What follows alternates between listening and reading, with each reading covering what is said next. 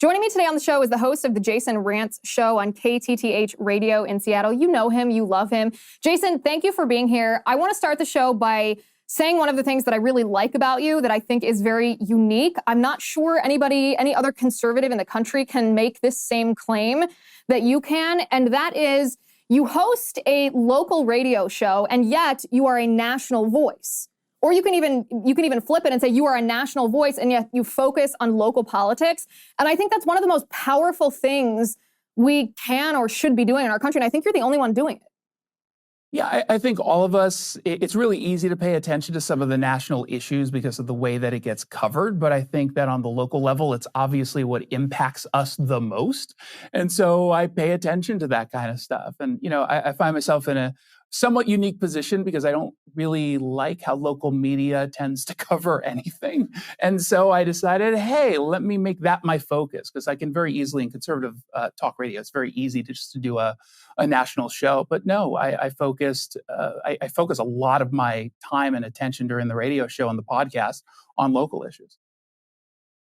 It is, and we're going to go through your X profile, X formerly known as Twitter, because you're on the ground. Like, you're reporting the stuff as it happens, not just commenting on it, which adds an element of just it's concrete to your viewers then. Like, we see this, we know you're there looking at it. You've infiltrated Antifa. You've been on the ground at the CHAZ zone. You were just at Target, which is being just destroyed in downtown Seattle by all the looters. We're going to get into all of that. But also, we're book buddies. Our books are coming out on the same day, September 26th. So congratulations. Your book is called What's Killing America? Inside the Radical Left's Tragic Destruction of Our Cities. Super cool book cover, by the way. Everybody, go to Amazon or wherever you buy your books. Get a copy of this right now. And you are uniquely qualified to write this book, too. I'm excited to talk to you about what's in it, because if you look at the polling data, 77% of Republican voters say that violent crime, especially in our cities right now, is very important to their vote. And this is true of about a third of Democrat voters, maybe up to half, depending on if you count centrists as some leaning Democrat voters. But all in all, this is a very significant issue facing our country right now. And you essentially are pointing the finger, blaming Democrats. Can you explain what you mean when you say that all of this crime is the fault of Democrat policies in these cities? Yeah, I look at a lot of these issues and say that these are the results of choices that are being made at the political level. And it's not just about crime, it's about homelessness, drug use, immigration, all of these different issues we're facing right now. And the crises are just growing and growing and growing. And I think most of us have recognized that it's gotten worse over the course of the last few years. Early on, it was really easy for Democrats to blame just COVID. Whatever the issue was, they would just do a blanket, oh, it's because of COVID.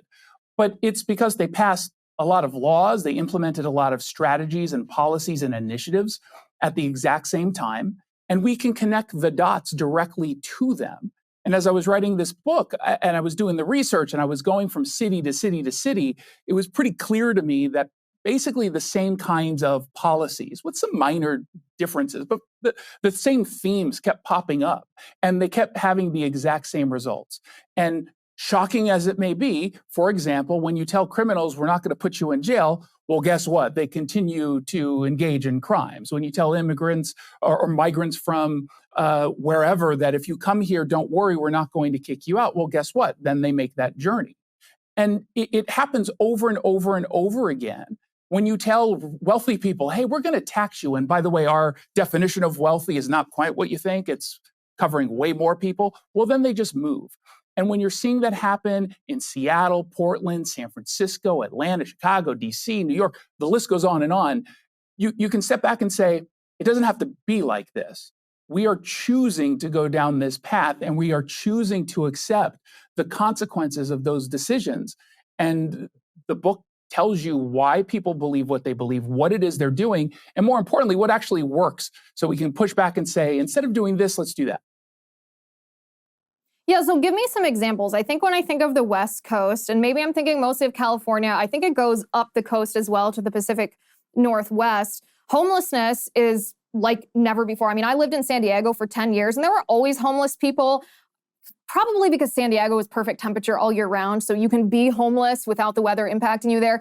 But the difference between when I moved there in 2013 and 2014 and when I moved away at the end of 2020, the difference was just astronomical. And then after COVID, I mean, I go back to visit a couple times a year, and it's just, I mean, there's tent cities everywhere. It's nothing like it was 10 years ago.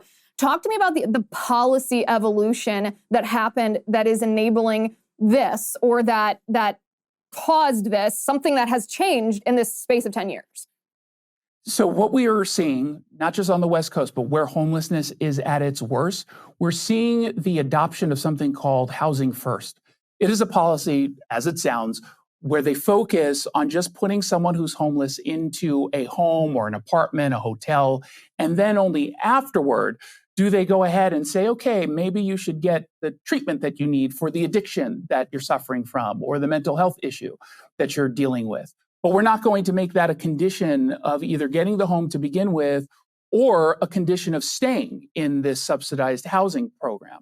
So what ends up happening is you've got a whole bunch of homeless people who will then go into areas where they know that this approach is being taken and just basically wait until they're getting these kinds of offers. And in the meantime, you have policies that basically say, we're not going to prosecute you for any of the crimes that you're engaged in. Sure, we see the fact that you're addicted to drugs, but we're not going to do anything either because sweeps apparently lack compassion, which to me is such a horrible argument that the radical left uses. I would argue that a sweep, when the intent is to get someone into shelter of any kind, is the only thing that's compassionate. Not letting people live out on the streets surrounded by filth, human waste, used needles, and everything that we commonly see.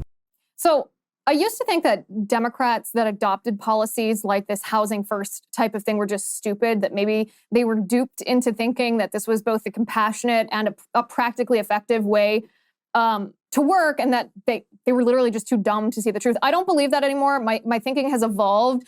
I now believe that Democrats that adopt policies like this know full well the consequences of these policies. So my question to you is, what is the social or political benefit for the Democrats in adopting a policy that they know full well doesn't work?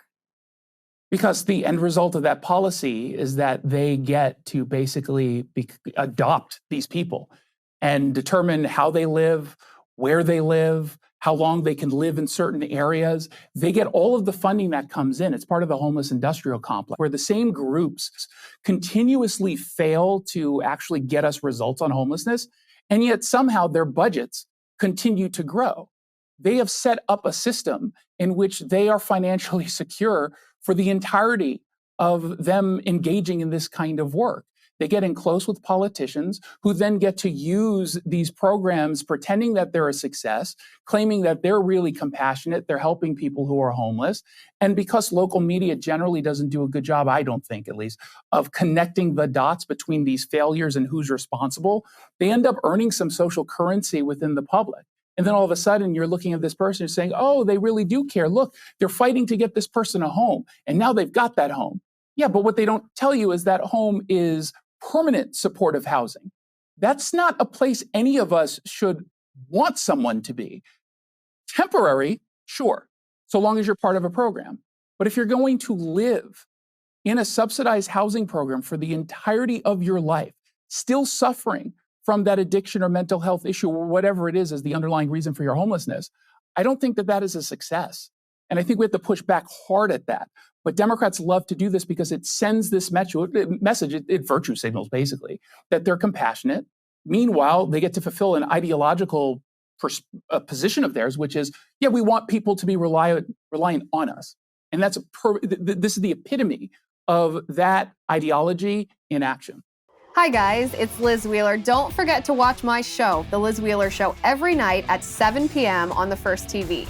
You can download the free First TV app, or you can visit thefirsttv.com/Liz and start watching today.